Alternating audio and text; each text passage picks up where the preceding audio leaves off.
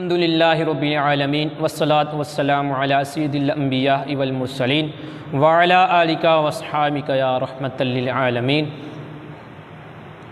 وما ارسلناک الا رحمۃ للعالمین صدق اللہ العظیم وصدق رسولہ النبی الکریم العظیم الرؤوف الرحیم۔ اللہ تبارک و تعالی اپنے پیارے حبیب کی شان قرآن مجید میں یوں ارشاد فرماتا ہے، اللہ پاک فرماتا ہے وما ارسلناک الا رحمۃ للعالمین، اے محبوب ہم نے آپ کو تمام جہانوں کے لیے رحمت بنا کے بھیجا۔ آج کا موضوع سیرت مصطفیٰ صلی اللہ تعالی علیہ وسلم ہے، چنانچہ اللہ کے آخری نبی صلی اللہ تعالی علیہ وسلم کا فرمان عالی شان ہے، صلو علیہ فإن صلاتکم تبلغنی حیث کنتم، یعنی مجھ پر درود پاک پڑھا کرو، بے شک تمہارا درود مجھ تک پہنچتا ہے، تم جہاں بھی ہو تمہارا درود مجھ تک پہنچتا ہے۔ اللہ پاک کی عبادت اور اطاعت انسان کی پیدائشی بنیاد ہے، پیدائش کا بنیادی مقصد ہے۔ دنیا کی رونق اور نفس و شیطان کے دھوکے سے یہ مقصد نگاہوں سے اوجھل ہو جاتا ہے۔ اس مقصد کو یاد دلانے اور انسان کو سیدھی راہ چلانے کے لیے اللہ عز و جل نے مختلف زمانوں میں مختلف انبیاء اکرام کو دنیا میں بھیجا۔ انبیاء اکرام انسانوں کو اس کے مقصد حقیقی کی پہچان کرواتے اور اس کی ہدایت و رہنمائی فرماتے۔ یہ انبیاء کرام مختلف زمانوں میں مخصوص قوموں اور ملکوں کی طرف بھیجے گئے ہیں۔ سب سے آخر میں اللہ عز و جل نے اپنے پیارے محبوب جناب حضرت محمد مصطفیٰ صلی اللہ تعالی علیہ وآلہ وبارک وسلم کو بھیجا کہ قیامت تک کے لیے تمام کائنات کی طرف ہمارے پیارے نبی صلی اللہ تعالی علیہ وسلم کے علاوہ کوئی نبی نہیں آ سکتا، کیونکہ ہمارے نبی حضرت محمد مصطفیٰ صلی اللہ تعالی علیہ وآلہ وسلم کو اللہ عز و جل نے خاتم النبیین ارشاد فرمایا۔ نبی اکرم صلی اللہ تعالی وسلم پر اللہ عز و جل نے ختم نبوت کی مہر لگا دی ہے۔ آپ کی آمد سے پہلے گزشتہ انبیاء کرام کی تعلیمات بلا دی گئی تھیں، دنیا جہالت کے اندھیروں میں بھٹک رہی تھی، کئی برائیوں نے دنیا کے سارے معاشروں کو اپنی لپیٹ میں لے رکھا تھا، بالخصوص عرب سرزمین تو بدترین بدحالی کا شکار تھی، ظلم و زیادتی عام تھی، فحاشی، بے حیائی، لڑائی جھگڑے، جوا اور شراب اور قتل و غارت، جاہلانہ رسومات، بت پرستی، غرور و تکبر اور جہالت کے بادل ہر طرف تاریخی پھیلا رہے تھے۔ ایسے ماحول میں اللہ عز و جل نے اپنے پیارے نبی محبوب کبریا جناب حضرت محمد مصطفیٰ صلی اللہ تعالی علیہ وآلہ وسلم کی ولادت باسعادت کروائی۔ آپ کی ولادت کے ساتھ ہی کچھ ایسے واقعات رونما ہوئے جو اس بات کی خوشخبری دیتے ہیں کہ اب وہ زمانہ آ چکا ہے جس میں اسلام کی روشنیاں کفر کی تاریکیوں کو مٹا دیں گی۔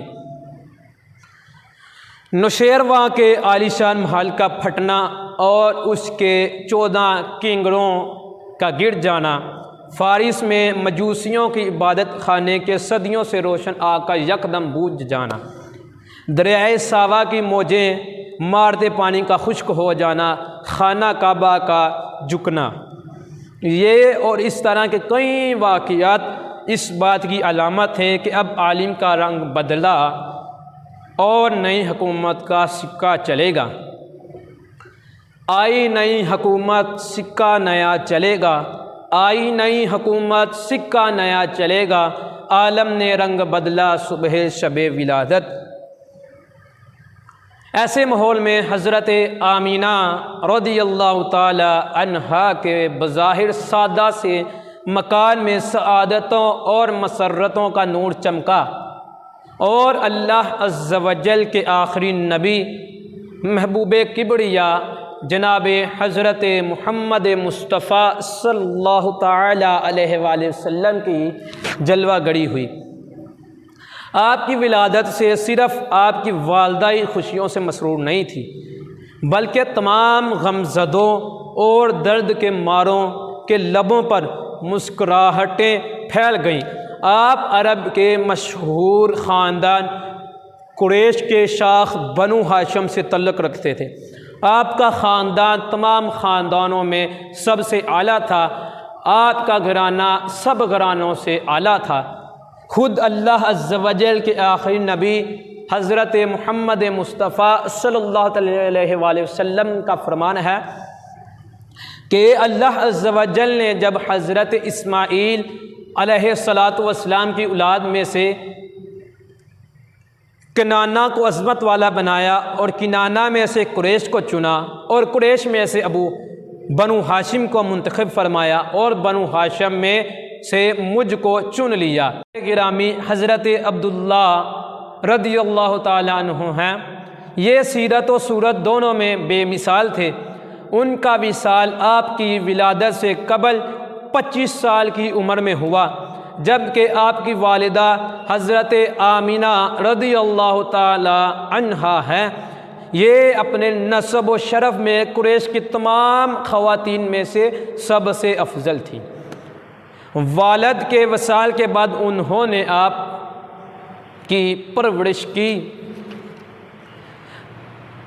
مکہ کے معزز لوگوں کا یہ رواج تھا کہ وہ اپنے بچوں کو ماں کی گود میں پلتا دیکھنے کی بجائے صحرا میں رہنے والی قبیلوں کے پاس بچپن گزارنے کے لیے بھیجتے۔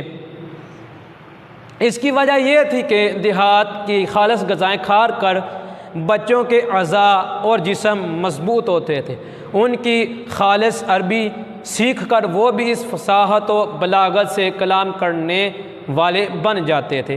اسی وجہ سے اللہ کے آخری نبی حضرت محمد مصطفیٰ صلی اللہ علیہ وآلہ وسلم کو حضرت حلیمہ سعدیہ رضی اللہ تعالیٰ عنہ کے سپرد کر دیا گیا۔ ان کا تعلق قبیلہ بنو سعد سے تھا جو بنو حوازن کی ایک شاخ تھا۔ یہ قبیلہ عربیت اور فصاحت میں اپنا جواب نہیں رکھتا تھا۔ حضرت حلیمہ اپنی قبیلے کے لوگوں میں سے خواتین کے ساتھ مکہ میں بچوں کو رضاعت پر لینے کے لیے آئیں۔ رضاعت مطلب کہ کسی بچے کو پالنے کے لیے آپ وہاں سے کچھ بچہ لینے گئیں تو حضرت حلیمہ کی قسمت جاگی، تو حضرت حلیمہ کو نبی اکرم نور مجسم صلی اللہ تعالیٰ علیہ وآلہ وسلم ملے، تو آپ صلی اللہ علیہ وسلم کو حضرت حلیمہ سعدیہ نے 2 سال تک دودھ پلانے کی سعادت حاصل کی۔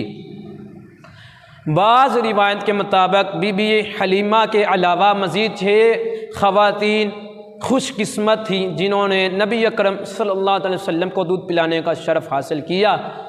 جن خواتین نے نبی اکرم صلی اللہ علیہ وسلم کو دودھ پلایا وہ خواتین دولت ایمان سے آراستہ ہوئیں، انہوں نے اسلام قبول کر لیا، جبکہ حضرت حلیمہ کو دودھ پلانے کی خدمت کا یہ انعام ملا کہ ان کا پورا گھرانہ دولت ایمان سے مالا مال ہوا۔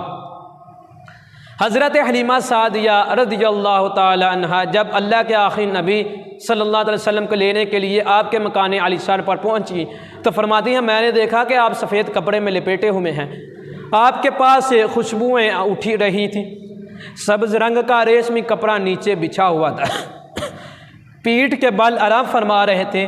میں نے آہستہ سے قریب ہو کر اپنے ہاتھوں پر اٹھا کر آپ کو سینے مبارک پر ہاتھ رکھا تو آپ مسکرانے لگے، اپنی سرمغی آنکھیں کھول دیں اور مجھے دیکھنے لگے۔ میں نے محسوس کیا کہ ان کی آنکھوں سے انوار نکل رہے تھے اور آسمان کو چھو رہے تھے۔ بے اختیار ہو کر میں نے آپ کی دونوں آنکھوں کے درمیان بوسہ دیا اور آپ کو اپنے سینے سے لگا لیا۔ جب آپ رضی اللہ تعالیٰ عنہ دودھ پلانے بیٹھی تو نبوت کی برکتیں ظاہر ہونے لگیں۔ خدا کی شان کے حضرت حلیمہ رضی اللہ تعالیٰ عنہ کہ اس قدر دودھ بڑھ گیا کہ آپ اور آپ کے رضائی بھائی نبی اکرم صلی اللہ علیہ وسلم اور آپ کے رضائی بھائی عبداللہ بن حارث نے خوب پیٹ بھر کر دودھ پیا اور دونوں آرام سے سو گئے۔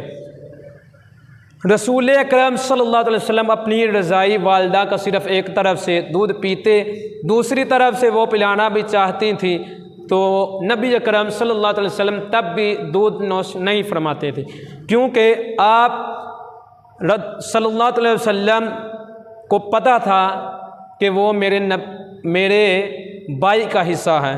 یہ اس بات کا اشارہ تھا کہ عدل و انصاف کا بول بالا کریں گے۔ آپ کی برکت حضرت حلیمہ کی لاغر اونٹھی جو دودھ سے خالی تھی، اس میں بھی خوب دودھ آ گیا۔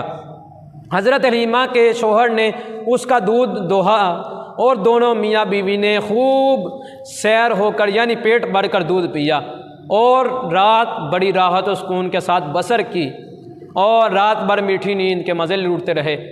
جب بیدار ہوئے تو حضرت حلیمہ کے شوہر حارث بن عبد العزا کہنے لگے، اے حلیمہ تم بڑا ہی مبارک بچہ لائی۔ حضرت حلیمہ رضی اللہ تعالیٰ عنہ نے کہا کہ واقعی مجھے بھی یہی لگتا ہے کہ یہ بچہ بڑا بابرکت ہے اور خدا کی رحمت بن کر ہمیں ملا۔ اللہ عز و جل کہ آخری نبی جب سے حضرت حلیمہ سعدیہ کے پاس آئے، ان کے جانور بھی بڑھنے لگے، ان کی عزت میں بھی اضافہ ہونے لگا، خیر و برکت بھی نصیب ہونے لگی۔ جب تک آپ وہاں رہے بی بی حلیمہ کا گھر خیر و برکت سے بڑھا رہا تھا۔ چنانچہ حضرت حلیمہ رضی اللہ تعالیٰ عنہ فرماتی ہیں کہ دودھ پینے کی عمر میں آپ کی دیکھ بھال میں مجھے بہت آرام تھا۔ آپ دوسرے بچوں کی طرح نہ چیختے چلاتے تھے اور نہ روتے تھے۔